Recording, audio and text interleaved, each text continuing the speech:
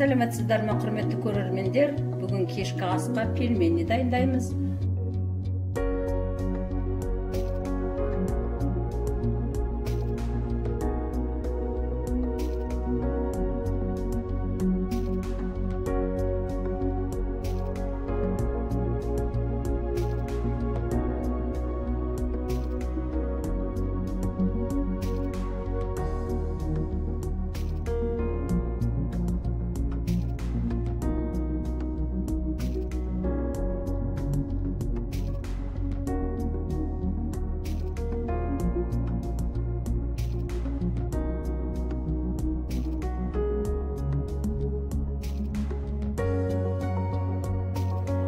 Енді пельменіміздің езілмейтін қамырдың құпиясын көрсетейік.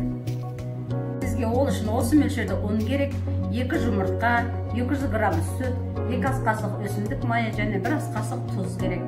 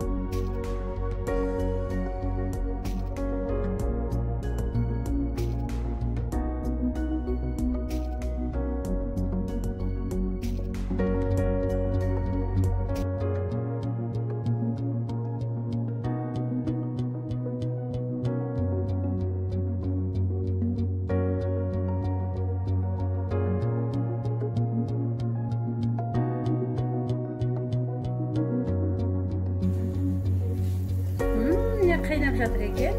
Суға пісіргеннен гөрі осындай пельменімізді алдын ала дайындап қойған сорпаға пісіріп алсақ дәмдірек болады.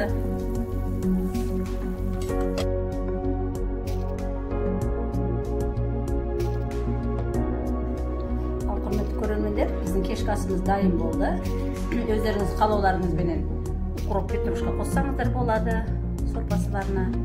Ал құрметті көрермендер, бүгінгі тағамымыз сіздерге ұнап жатса, лайк басып, бағасын бере жатарсыздар.